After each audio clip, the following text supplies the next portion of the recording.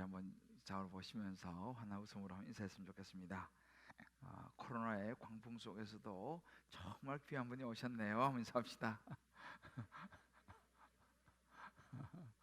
네, 오늘 여러분들이 잘 아시는 것처럼 그런 상황 속에서 또 가정에서 예배드린 분들도 많으시리라 생각되는데요.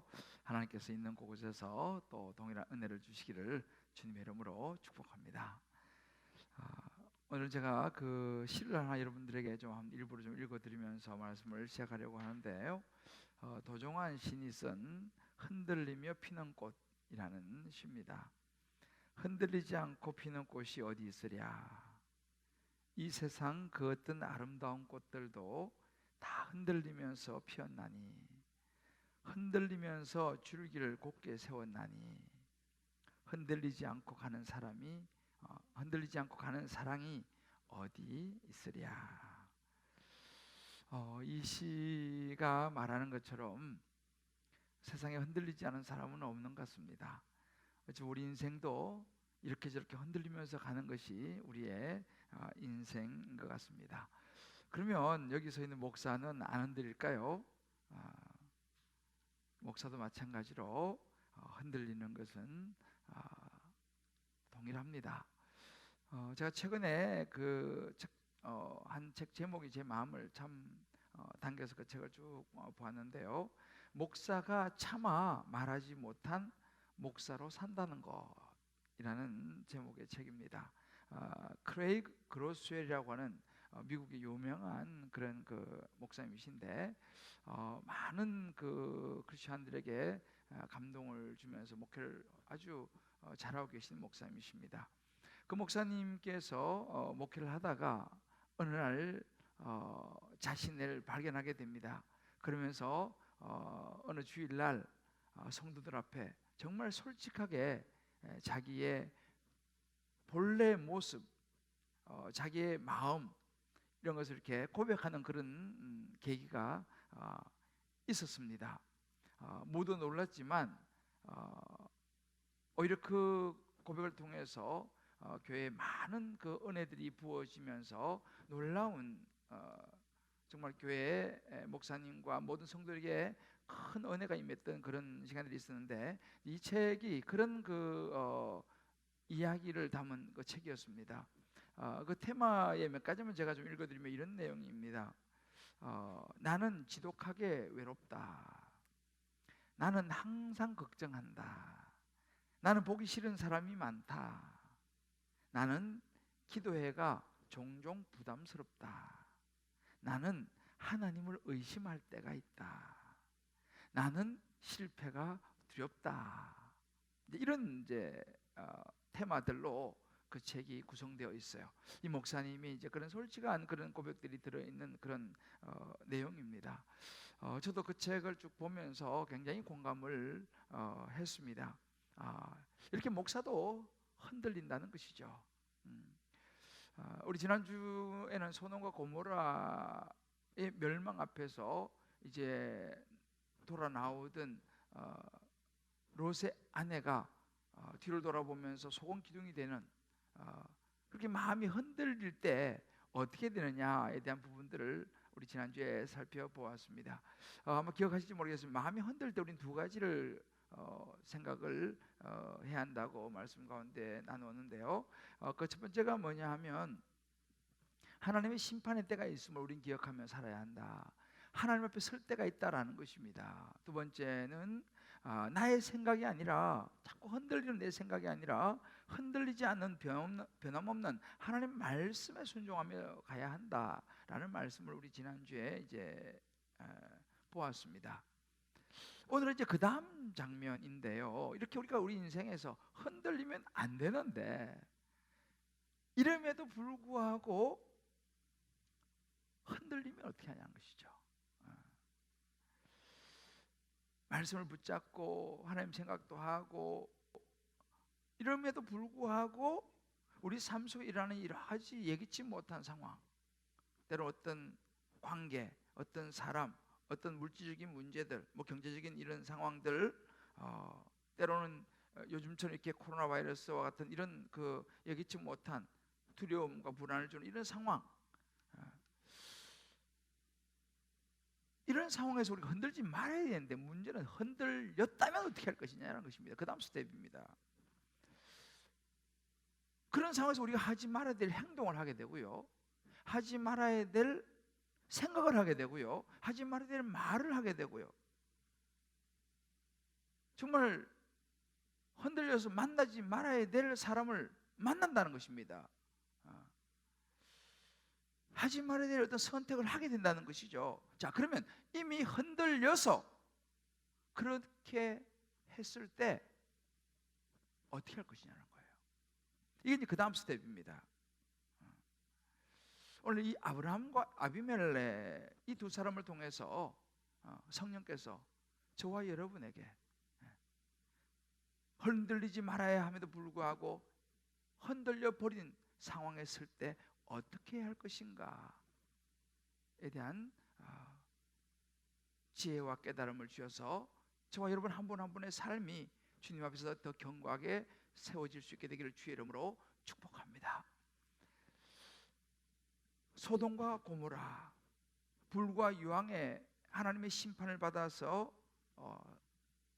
사라져버린 이후에 그것을 멀리서 바라본 아브라함의 마음은 어땠을까요?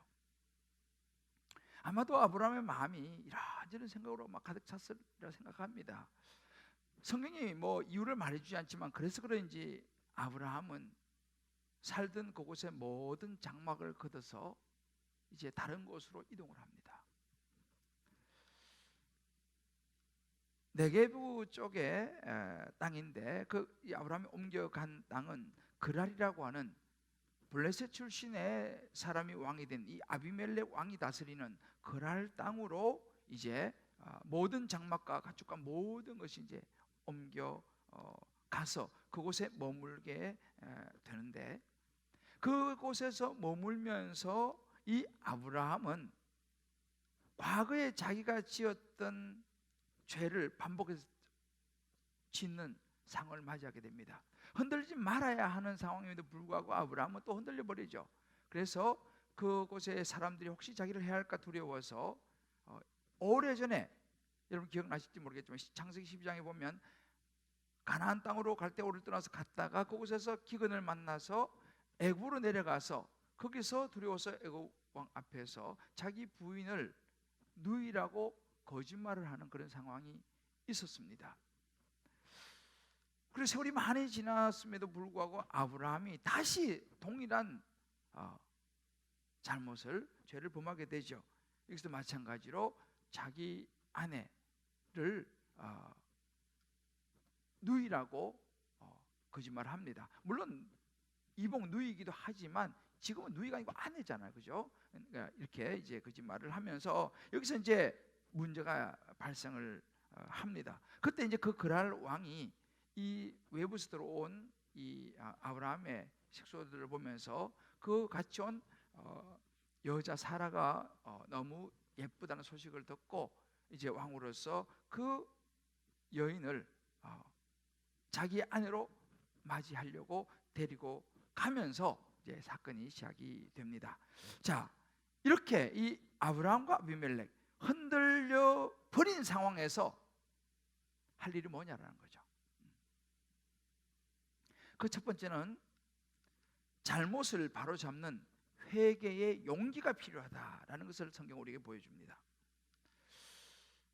말씀드린 것처럼 이 그랄에 거하면서 아브라함이 혹시라도 또 외부에 들어온 사람이니까 자기 아내가 탐이 나서 자기를 죽이고 자기 아내를 데려갈까봐 무서워서 오늘 1절 2절에 보게 되면은 동일한 거짓말을 하게 됩니다. 그 그랄에 거하면서 그의 아내 사례를 자기 누이라고 이야기를 한 것입니다. 그러니까 그 그랄 왕이 누이라고 이야기하는 것을 듣고 사람을 보내서 자기 부인을 삼으려고 데리고 가는 일이 발생을 합니다. 그런데 이 사라는 중요한 사람이죠. 왜냐하면 앞으로 하나님의 약속의 아들 아브라함의 아들을 낳아야 될, 그것도 이제 이 낳을 것이 채 오랜 시간이 남지 않았습니다. 그런 여인을 이 이방 왕 아비멜렉이 데려간 사건이에요. 하나님 당연히 개입하시죠. 그래서 그날 밤 꿈에 하나님께서 이 아비멜렉에게 나타나셔서 말씀하시기를 너가 데려간 이 여인으로 말미암아 너는 죽을 것이다. 왜냐하면 이 여인은 남편이 있다라고 이야기를 하십니다. 자, 이 상황에서 이 아비멜렉의 이 그 반응이 우리가 눈여겨봐야 될 부분입니다. 아비멜렉이 하나님 앞에 이렇게 얘기하는 거예요. 하나님, 그 아브라함이 나한테 자기 누이라고 이야기를 했습니다. 그리고 그 여인도 오라비라고 이야기했습니다. 저는요 몰랐습니다. 온전한 마음, 깨끗한 손으로, 저는 정말 순수한 마음으로 제가 이렇게 그 여인을 제 아내를 삼으려고 한 것입니다 라고 이제 하나님 앞에 자기의 그 본심을 좀 알아주시기를 간구하는 장면이죠. 그 이야기를 듣고 하나님께서 이 아비멜렉에게 말씀하시기를 그것을 하나님이 내가 안다라고 얘기합니다. 그러므로 내가 너 온전한 마음을, 네가 다른 그런 것이 없이 그렇게 한 것을 내가 이제 알았기 때문에 내가 너를 막아서 죄짓지 않도록 내가 한 것이다. 여인에게 가까이지 못하게 했다라고 말씀하시면서 이렇게 얘기하죠. 7절에 이제 그 사람 아내를 돌려보내라. 그가 너를 위하여 기도할 것이고 너가 살게 될 것이다. 만약에 돌려보내지 않으면 너와 내게 속한 모든 자가 다 죽을 것이다 라고 말씀하시죠. 이 이야기를 듣고 아비멜렉이 바로 반응을 보입니다. 적극적으로. 그날 아침에 일찍 일어났습니다. 적극적인 반응을 보이는 모습이죠. 종들 다 불러가지고 간밤에 꿈에 하나님께서 말씀하셨던 것을 이야기해 줍니다. 그러니까 그 종들이 다 두려워합니다. 그들 하나님을 두려워하는 사람들이었어요. 이것이 적극적인 아비멜렉의 응답의 모습이었습니다. 그리고 이제 아비멜렉 왕은 자기는 좀 어찌 보면 큰일 날 뻔했지 않습니까? 아브라함을 부릅니다. 아브라함을 불러서 말하기를 아니 어떻게 나한테 이렇게 거짓말을 했느냐? 큰일 날 뻔하지 않느냐? 우리가 다 죽을 뻔하지 않았느냐라고 이야기를 하면서 이 아브라함의 거짓말을 지적을 분명하게 합니다. 도대체 두 번이나 얘기합니다. 10절에 보면 왜 무슨 뜻으로 우리한테 이렇게 내게 이렇게 거짓말을 했느냐라는 거죠. 그럼 아비멜렉은 거기서 멈추지 않고 비록 자기가 몰라서 그렇게 이 아브라함의 거짓말로 인해서 했지만 그러나 자기가 한 일에 대해서 솔직하게 잘못을 인정을 하면서 그 사라의 수치, 남의 부인에게 자기가 아내로 삼으려고 했던 그것을 다 사람들이 보았지 않습니까? 그래서 그 사라에게 끼친 그 수치를 보상을 해주는데 당연히 사라를 돌려보내는 건 물론하고 가축과 땅도 원하는 대로 선택을 하라고 내주면서 은을 1000개, 이거 굉장한 그 당시 값어치입니다. 주면서 이제 자신의 잘못을 인정하는 그런 장면이 나옵니다. 여러분 한번 생각해 보십시오. 여기서 만약에 이 아비멜렉이 자기 왕 아닙니까? 그죠? 거기는 자기 왕은 뭐 모든 걸 다 할 수 있는 거예요. 내가 이래도 왕인데 이것도 못해? 하면서 만약에 그가 자존심을 굽히지 않고 난 내 마음대로 하겠다, 한번 해보자 라고 만약에 버틴겠다면요 어떻게 됐을까요? 아비멜렉은 그 자신뿐만 아니라 온 집안도 하나님의 심판으로 아마 다 멸망했을 거예요.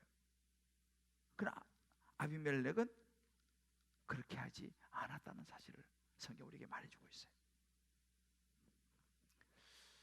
죄에서 돌이키는 왕으로서 그 체면이 또 구겨지는 일 아니겠습니까? 백성들이 다 지금 다 보고 있는데 그럼에도 불구하고 자기가 잘못한 것에 대해서는 인정하고 회개하는 용기를 보여주고 있습니다. 하나님을 두려워하는 그의 모습을 보여주고 있죠. 결국 이것은 그에게 축복으로 가는 통로가 됩니다.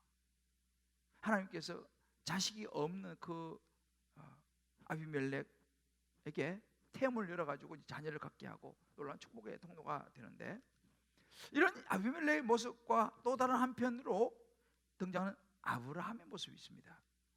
아브라함이 이제 이 아비멜렉이 막 이제 책망을 하죠. 왜 내게 이렇게 거짓말해서 큰일 날 뻔을 했냐라고 이야기를 아브라함에게 했을 때, 물론 아브라함이 처음에는 변명같이 이야기를 하는 것 같지만 사실 아브라함도 솔직히 자기 죄를 인정을 합니다. 여기 사람들이 하나님을 모르는 사람들이라, 하나님을 두려워하지 않는 사람들이라 나를 죽일까 내가 너무 두려웠습니다 라고 솔직하게 11절에 이야기를 합니다. 여러분, 이 아브라함은 하나님의 사람이었어요. 그런데 자기 마음속에 죽을까 두려워서 솔직하게 내가 거짓말을 했습니다라고 말하는 것이 여러분 쉬웠겠습니까? 그래도 남자가 자존심이 있죠. 자기 마음속에 그냥 부인하고 몰래, 얼마나 창피한 일입니까? 그 남자로서는 수치스럽죠. 무서워가지고 자기 부인을 내세워가지고 자기 살려고 했던 그런 그 부끄러운 모습을 아브라함이 솔직하게 고백을 합니다.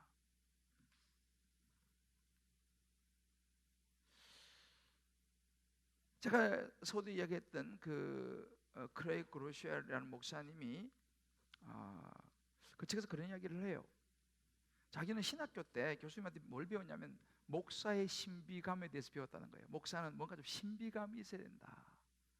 그래서 목사는 성도들을 만날 때 항상 웃어야 되고, 항상 좋은 것처럼 보여야 되고, 근심 걱정이 없는 것처럼 보여야 되고, 뭔가 좀 신비한 듯한 그런 모습을 꼭 유지해야 된다라고 교수님한테 배운 거예요. 그래서 목사가 되고 난 이후에도 그는 그렇게 행동을 했습니다. 항상 웃으면서 아무런 근심 걱정이 없는 것처럼 늘 그렇게 행동을 하면서 목회를 하는데 마음은 너무 괴로운 거예요. 마치 연극을 하기 위해서 분장을 하고 살아가는 사람처럼 늘 그것이 너무너무 힘들었습니다. 그 제가 이렇게 얘기해요. 체면놀이에 신물이 났다. 체면놀이, 목사라고 하는 이 체면을 지키고 뭔가 좀 신비감을 주는 이것이 너무너무 자기는 안 맞다는 거예요. 사실 안 그러면서도 성도 앞에서 막 이렇게 하는 모습들이 너무 힘들었다는 거예요. 그 어느 날 자기 속마음을 내보이기로 결정을 합니다. 목사의 신비감을 내놓기로 결정을 하는 거예요. 그러면서 제가 아까 전에 잠깐 말씀드렸던 목사인 나도 항상 걱정이 있습니다. 나도 기도회가 종종 부담스럽습니다. 저도 하나님이 의심스러울 때가 있습니다. 저도 실패가 두렵습니다. 이런 이야기를 하기 시작한 거예요.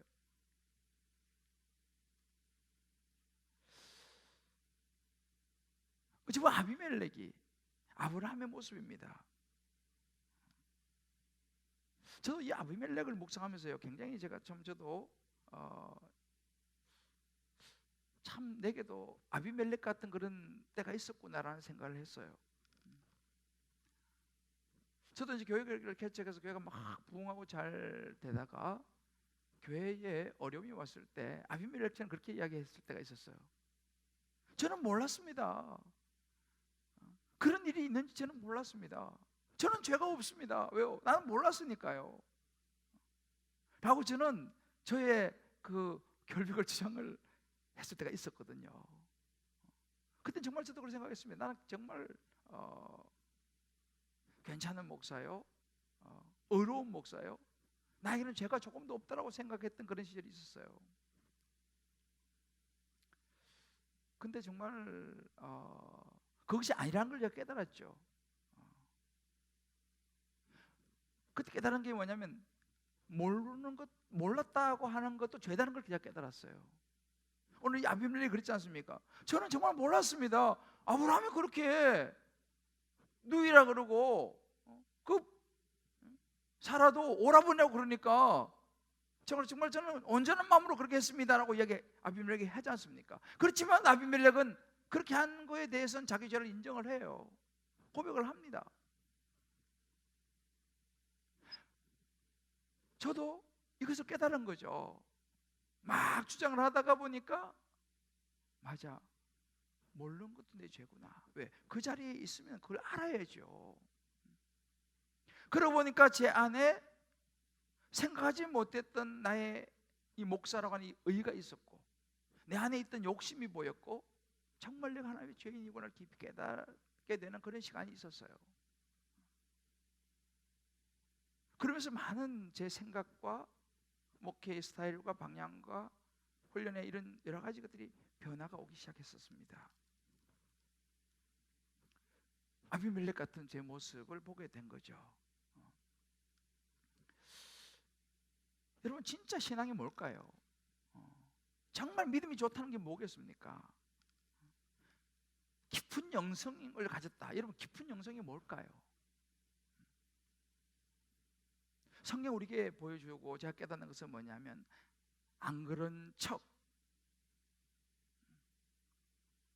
신비스러운 목사인 척, 굉장히 경건한 목사인 척 하는 것이 아니라 말씀 앞에서, 사람 앞에서, 하나님 앞에서 진실함, 솔직함이라는 것을 성경은 말해주고 있습니다. 이거 진짜 믿음이라는 거예요. 하나님의 은혜가 언제 임하느냐? 여러분, 하나님의 은혜를 언제 우리가 경험할 수 있습니까? 하나님의 은혜는요, 내 자신이 죄인이라는 것을 인정하고 나 자신에게 있는 이 죄와 직면을 할 때, 그때 하나님의 은혜가 임하는 것입니다. 오늘 이 아비멜렉이 자신의 잘못을, 용기가 필요하죠. 용기 있게 고백할 때, 이 아브라함이 얼마나 부끄럽습니까? 자기는 하나님의 사람인데. 그래도 그러나 자기 속에 있었던 그 부끄러움, 그 두려움으로 인한 그 부끄러움을 고백했을 때에, 솔직하게 털어놓았을 때, 그때부터 하나님의 은혜가 임하기 시작하는 걸 보게 돼요. 가끔 여러분들은 요즘 이 중독 관련 것들이 많이 있지 않습니까? 뭐 알코올 중독, 뭐 마약 중독부터 제가 여러 가지 중독이 있는데, 그 치료를 받는 과정들을 들어보면요, 가끔 영화 같은 데도 나오고 그러지 않습니까? 그 센터에 모여서 둘러 앉아가지고 제일 먼저 하는 일이 뭐냐면 자기를 소개하는 거예요. 어떻게 소개합니까? 저는 알코올 중독자입니다. 저는 뭐 마약 중독자입니다. 뭐 이런 식으로 자기를 솔직하게 오픈하는 것으로부터 시작이 돼요. 그래서 모든 이 치료의 시작은 자기를 솔직하게 자기 상태를 인정하고 고백하는 것부터 치료가 시작된다는 것입니다. 그러니까 우리가 안 그런 척, 경건한 척, 괜찮은 척, 굉장히 훌륭한 목사인 척, 전혀 죄도 없는 목사인 척, 이렇게 해가지고는 회복이 안 된다는 이야기예요. 신앙이 뭐냐? 날마다 흔들리고 때로는 죄도 짓는, 부끄럽지만 하나님 앞에서 자기의 인생을 돌아보는 거예요. 주일 예배가 무엇입니까? 하나님의 예배하러 나와서 하나님을 찬양하고 경배하지만, 일주일에 한 번만이라도 주님 앞에 정직하게 나와서 내 자신의 죄를 고백하고 인정하면서 나의 약함을 돌아보는 것, 여러분, 이것이 예배입니다. 그때 하나님의 은혜가 임하는 거죠.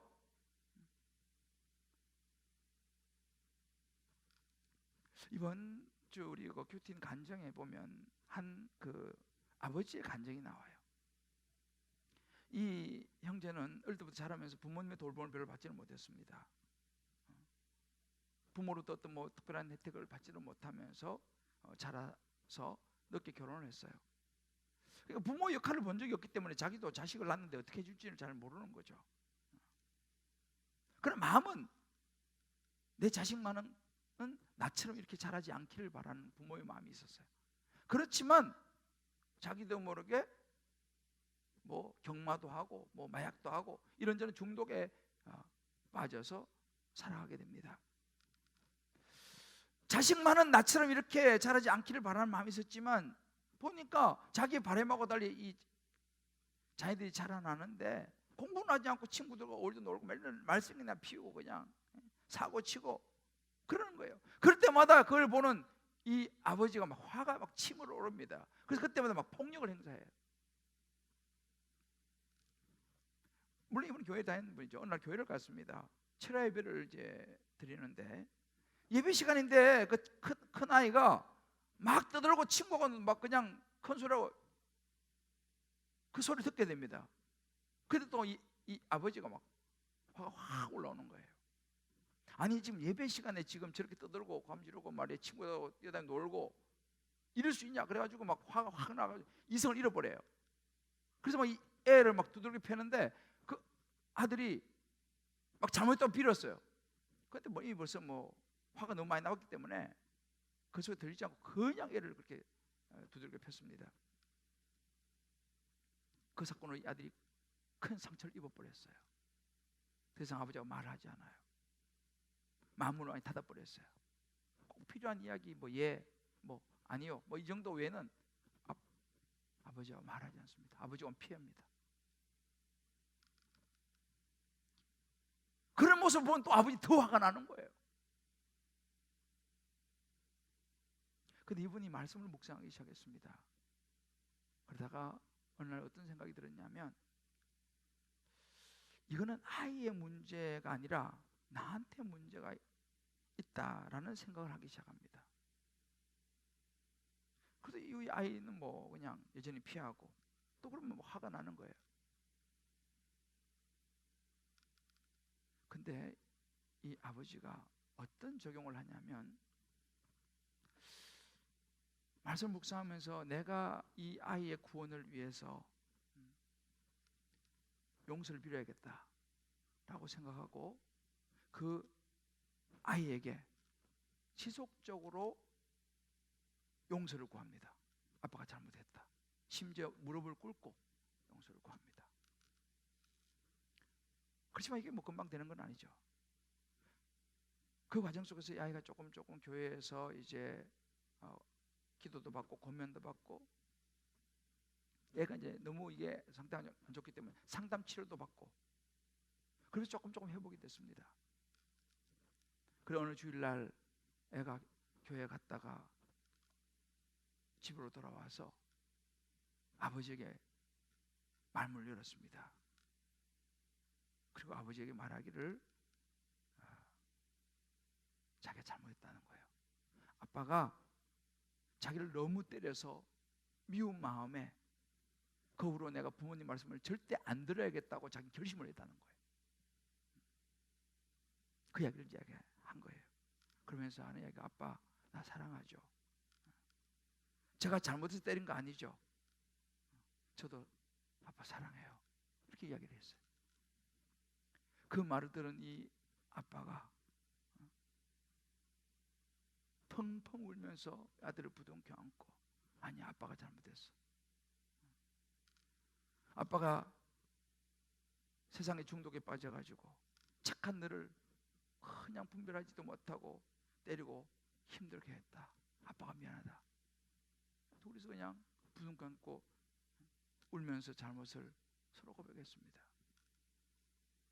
그리고 이 두 사람이 정말 은혜 가운데 회복이 됐다. 그런 간증이었습니다. 문제 해결은 뭐냐? 잘못을 인정하고 회개하는 거예요. 이건 용기가 필요한 거예요. 저는 우리 교회 성도님들 보고 여러 많은 사람들을 만나면서 때로 가슴이 아플 때가 참 많이 있어요. 자녀와 이 관계 때문에 너무너무 고통스러워하고 힘들어하는 그런 그 부모들도 내가 보고 또 힘들어하는 자녀들도 봅니다. 때로는 부부 사이에도 말이죠, 풀리지 않는 어떤 물론 당연히 서로 간에 상처를 받았겠죠. 풀리지 않는 이것 때문에 너무너무 힘들어하면서 쇼윈도 부부는 부부예요. 그렇지만 아무런 관계없이 살아가는 그런 가정도 보면서 정말 제가 가슴이 아파요. 제가 뭘 해줄 수 있는 게 없는 거예요.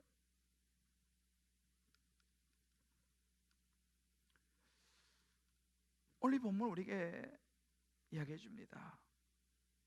여러분 돌아온 탕자를 아시죠? 아버지의 재산을 반이나 가져와서 허랑방탕 다 써버리는 거, 아들, 둘째 아들. 근데 어떻게 해결이 됩니까? 그 아들이 돌아오죠. 돌아서 아버지에게 말합니다. 저는 아들이라고 이제 부릴 자격도 없습니다. 그냥 종으로 불러주십시오. 그때 아버지가 어떻게 합니까? 잘못을 따집니까? 아닙니다. 조건 없이 그를 받아줍니다. 여러분, 이것이 하나님의 사랑입니다. 우리가 죄를 안 지면 좋겠지만 우리는 죄를 안 질 수 없는 존재예요. 안 흔들리면 좋겠지만 우리는 흔들릴 수밖에 없는 존재입니다.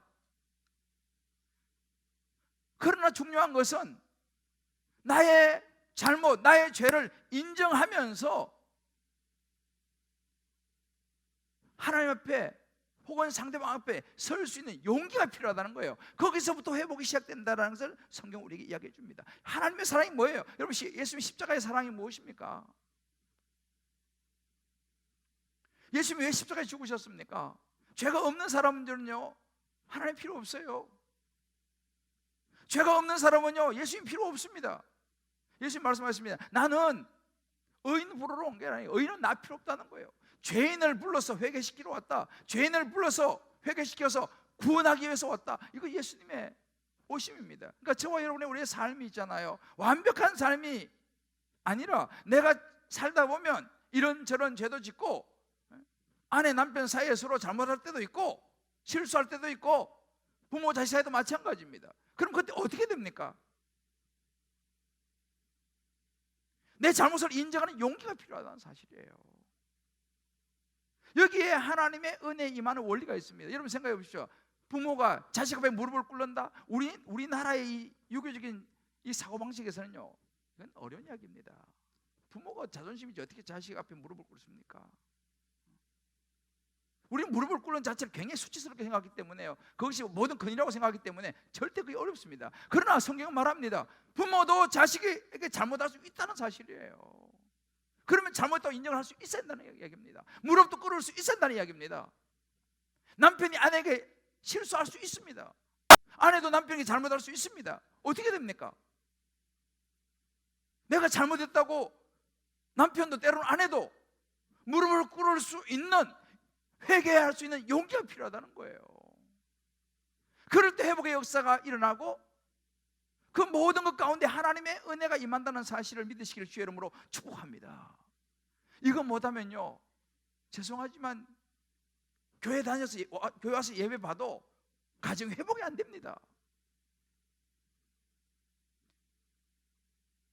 주님 이렇게 말씀하시는 거예요.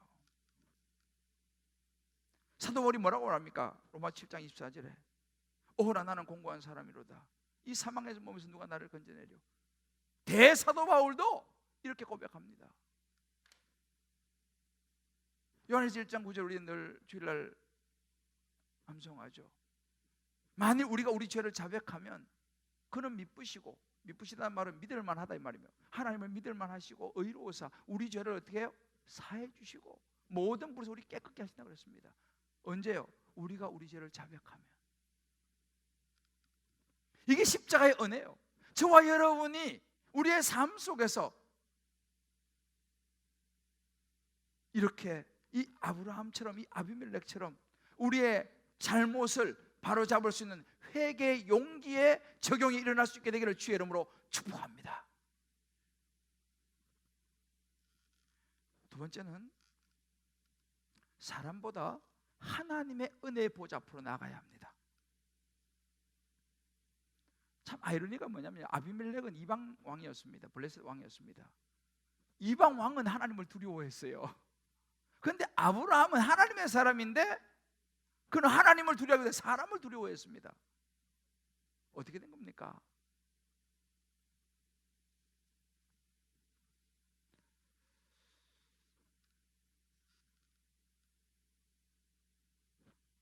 하나님을 두려워하면 은혜가 임하지만 사람을 두려워하면 죄로 빠지게 돼요.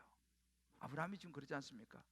하나님을 두려워했으면 그거 든든하게 내가 이방 땅에 왔지만 하나님 나를 지키실 거야, 보호하실 거야, 든든함이 있을 텐데 하나님보다 사람을 두려워하니까 거짓말을 하고 죄를 짓지 않습니까?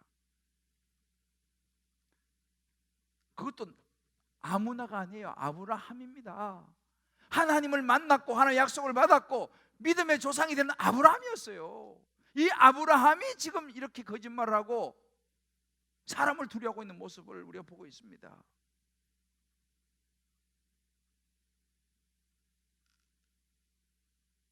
그러나 이 아브라함이 그런 자기의 죄를 있는 그대로 고백하면서 하나님 앞에 나아가는 모습을 우리가 눈여겨봐야 돼요.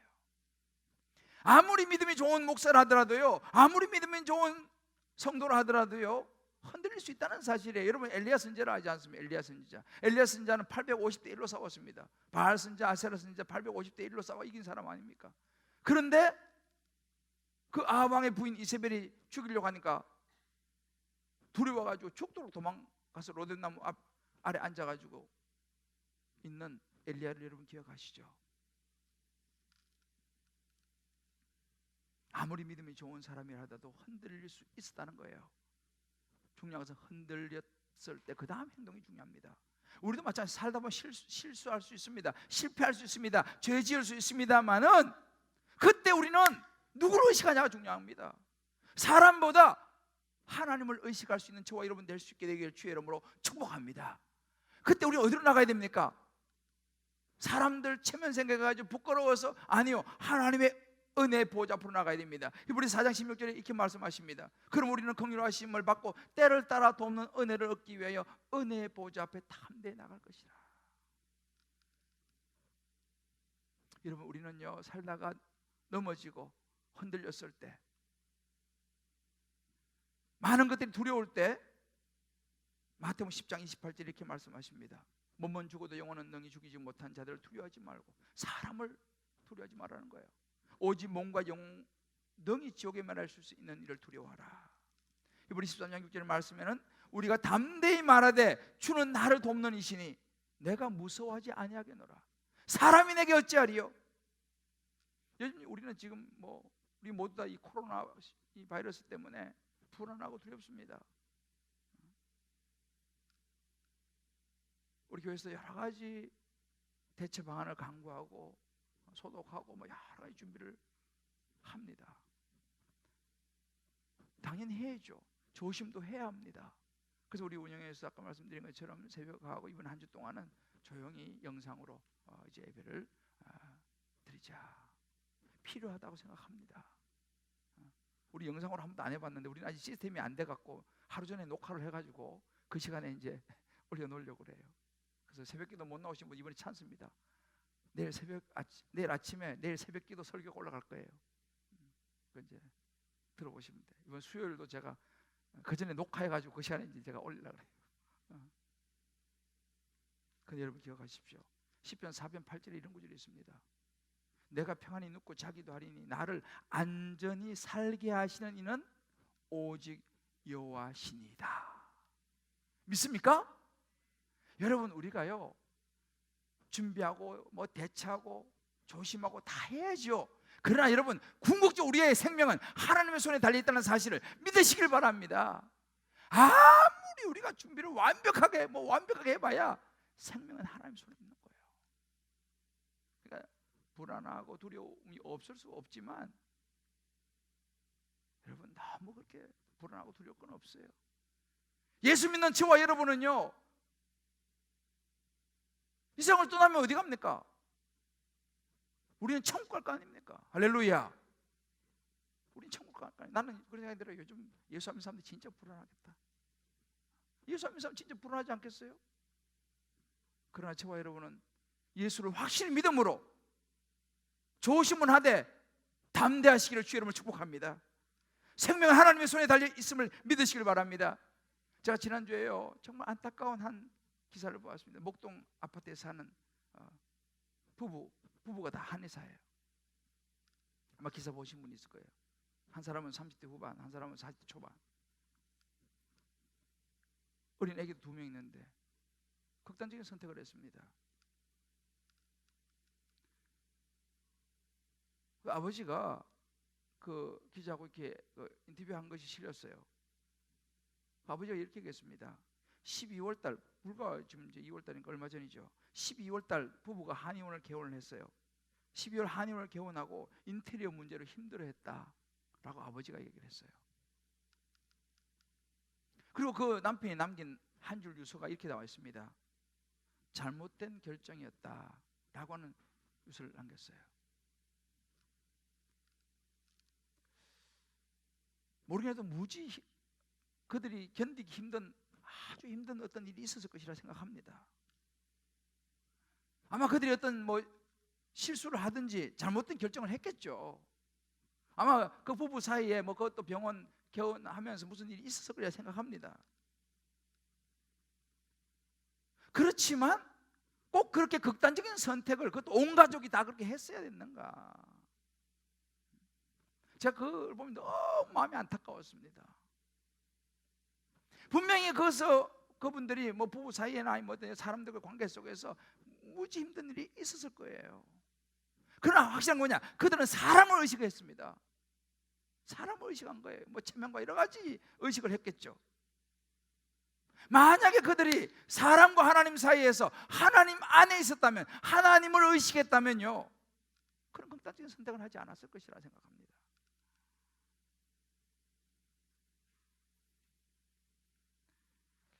여러분, 우리도 한번 적용해 볼 필요가 있어요. 나는 지금 살아가면서 사람을 의식하며 살아가느냐, 하나님을 의식하며 살아가느냐, 남들의 눈을 두려워하느냐, 하나님의 눈을 두려워하느냐. 우리는 흔들려도 하나님은 흔들리지 않습니다. 여러분, 두려움 중에서요 70% 이상은요 일어나지 않을 일이라는 것입니다. 사랑하는 성도 여러분, 실수가 없는 인생은 없습니다. 믿음의 조상 아브라함도 지금 한 번도 아니고 또 두 번 똑같은 실수를 또 하고 있습니다. 문제는 뭐냐면요, 잘못된 실수할 수 있지만 그 다음에 스텝이 중요한 거예요. 저나 여러분이나 사람과 하나님 사이에서 왔다 갔다 하는 것이, 흔들리는 것이 우리의 모습입니다. 그러나 그때 어떻게 할 것인가? 크레이 그로시엘 목사님이 이런 이야기를 했어요. 하나님이 기뻐하시는 진짜 나로 살자. 여러분, 우리는요 하나님 앞에서요 솔직해져야 돼요. 척하는 신앙의 모습을 던져야 합니다. 쉽지 않죠. 잘못하고 죄를 지었으면 부끄럽지만 아브라함처럼 인정해야 합니다. 용서를 구해야 합니다. 왜요? 나도 용서를 받은 사람이 용서해야죠. 절대 용서 못해. 정말 교만한 사람이죠.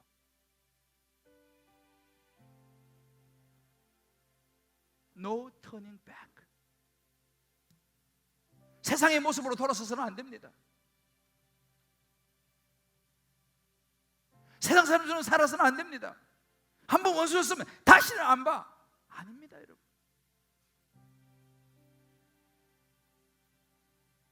저와 여러분이 사람이 아니라 하나님을 두려워하며 살 수 있게 되기를 주의 이름으로 축복합니다.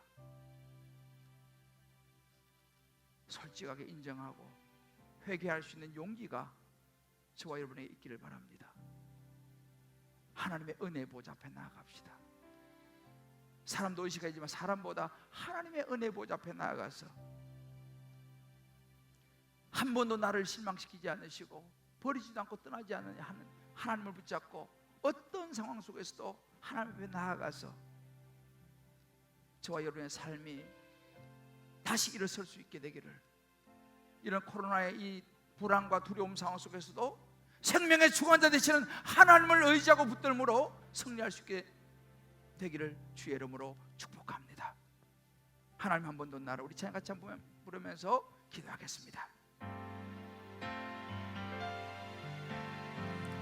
하나님 한 번도 나를 실망시킨 적 없으시고 실망시킨 적 없으시고 언제나 공평과 은혜로 언제나 공평과 은혜로 나를 지키셨습니다. 지키셨네. 지나온 모든 세월들 지나온 모든 세월들 돌아보아도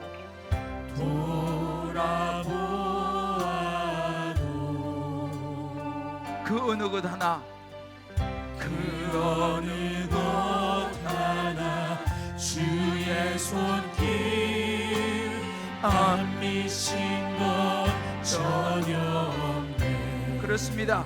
하나님은 신실하십니다. 오 신실하신 주, 오 신실하신 주, 내 너를 떠나지도 않으리라.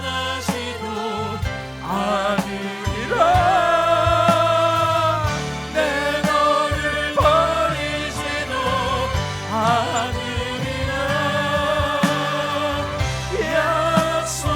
약속하셨던 주님, 하나님 약속을 지키십니다.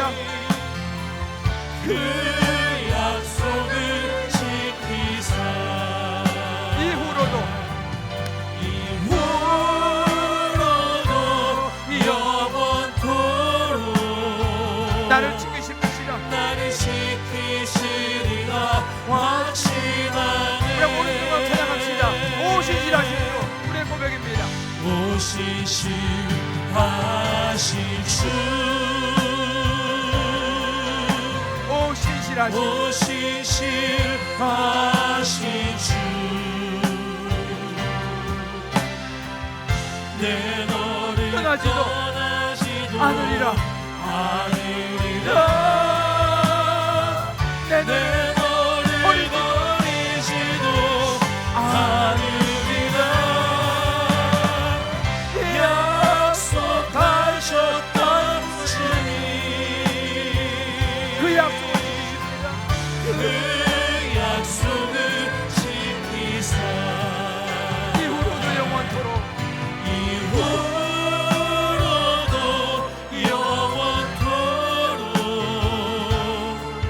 나를 지키시리라 확신하네.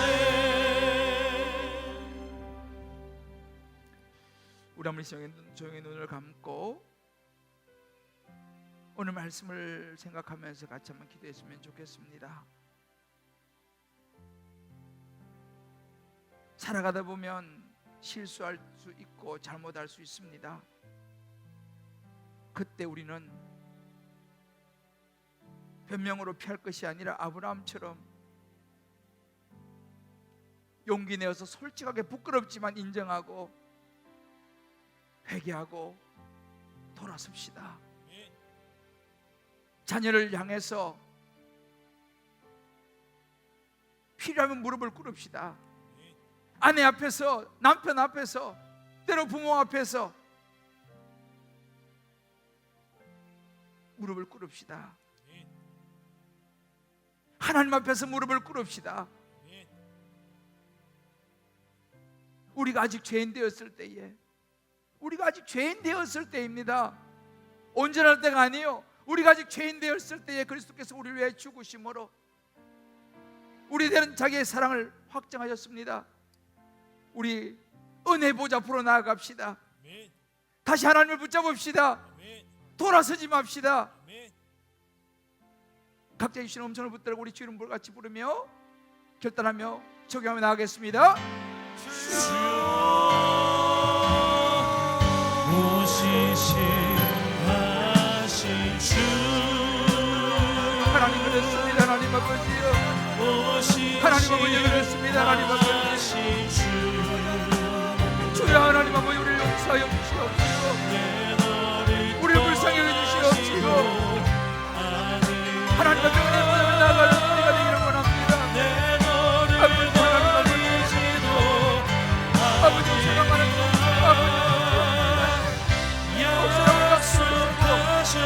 위선과 후위를 들었던 나의 모습을 용서하여 주시옵시고 아버지 앞에 승리가 되기를 원합니다. 아버지 앞에 나의 의와 나의 욕심을 용서하여 주옵시고 나의 영원토록 소설 부르는 목수가 되게 도와주시옵시고 아버지 내 장로의 부르는 목수가 되게 도와주시옵시고 하나님 나를 불쌍히 원합니다. 하나님의 용서에 누구나 이를 하나님 아버지 도와주시옵시고 하나님 역사하여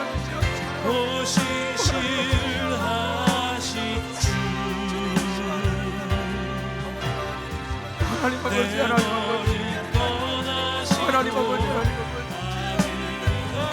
하나님 아버지 주여 아버지 하나님 아버지 하나님 아버지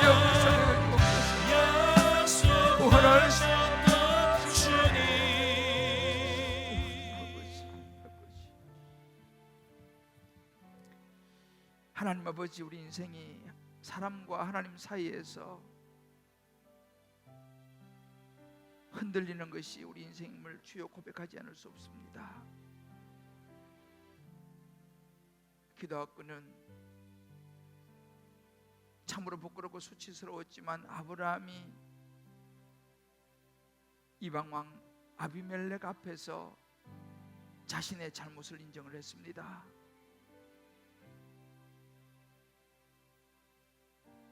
아비멜렉 왕이었지만 변명할 수 있었지만 하나님 앞에서 자기 죄를 인정했습니다.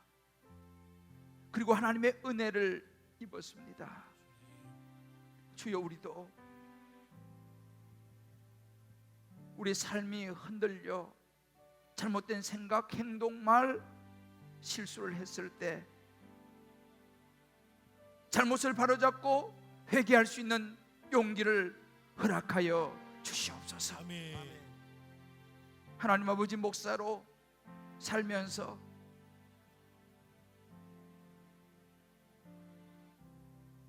내면에 많은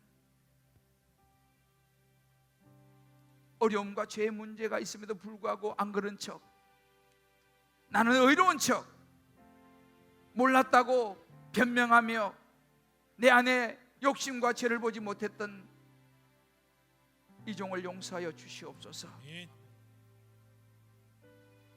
부끄럽지만 성도 앞에 무릎 꿇을 수 있는 목사가 되게 하여 주옵소서. 부끄럽지만 자녀 앞에서, 아내와 남편 앞에서 무릎 꿇을 수 있는 용기를 허락하여 주옵소서. 부모님 앞에 무릎 꿇을 수 있는 용기를 허락하여 주옵소서.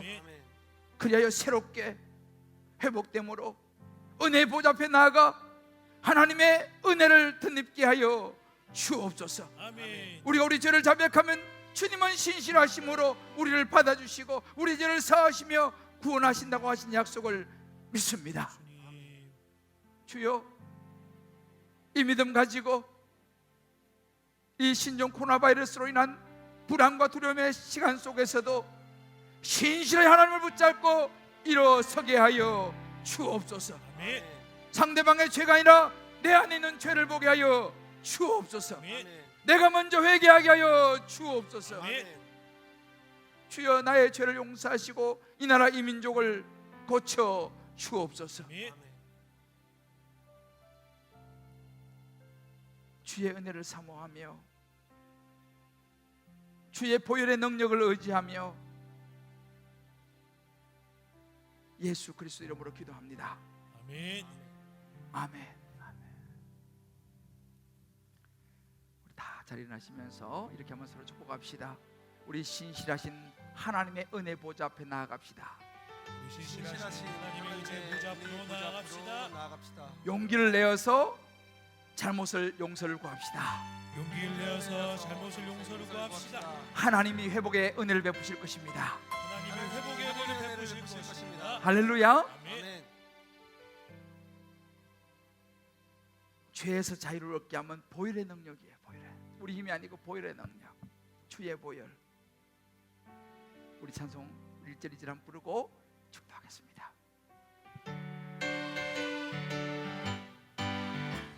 죄에서 자유를 얻게 하는 보혈의 능력, 주의 보혈, 시험을 이기는 승리되니 참 놀라운 능력이로다. 아멘. 주의 보혈 능력 있도다. 주의 피 믿으오. 주의 보혈 그 어린 양의 매우 귀중한 피로다. 육체의 정욕을 이기는 보혈의 능력, 주의 보혈 정결한 마음을 얻게 하니 참 놀라운 능력이로다. 주의 보혈 능력 있도다. 주의 피 믿으오. 주의 보혈 그 어린 양의 매우 귀중한 피로다. 구주의 복음을 들어. 주의 복음을 전할 제목 보혈의 능력입니다. 보혈의 능력, 주의 보혈. 주의 보혈 날마다 나에게 찬송 주니 참 참 놀라운 놀라운 능력이로다. 주의 보혈 능력 있도다. 주의 피 믿으오. 주의 보혈 그 어린 양의 매우 귀중한 피로다. 주의 보혈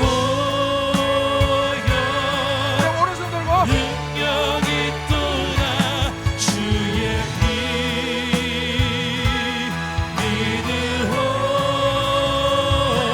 주의 보혈 그 어린 양의 매우 귀중한 피로다. 이제는 죄악 가운데서 우리를 구원하신 우리 주 예수 그리스도의 크신 은혜와 하나님의 사랑과 성령의 인도하심이 오늘 아비멜렉과 아브라함을 통하여 주신 하나님의 말씀을 마음에 담고 나의 잘못을 바로잡는 회개의 용기를 다시 한번 결단하고 은혜 보좌 앞으로, 사람이 아니라 하나님의 은혜 보좌 앞으로 나아가리라 결단하는 사랑하는 모든 성도님들 한 분 한 분 머리 위에, 회복이 필요한 모든 자녀들, 모든 아내와 남편, 모든 부모, 모든 삶의 여정 위에, 특별히 신종 코로나 바이러스로 힘들어하는 회복이 필요한 모든 지체들 위에, 모든 불안과 두려운 마음 앞에 보혈의 능력을 의지하는 모든 주의 백성들 머리 위에 땀 흘려 수고한 열매로 주님 앞에 올려드린 11조 감사 선교 구제 소원, 이 모종의 특별한 예물과 오병이어 건축 예물, 예배당을 위한 헌물과 비품의 정성의 예물, 그 축복된 손길 위에 이제부터 영원토록 함께 하시길 간절히 축원하옵나이다. 아멘.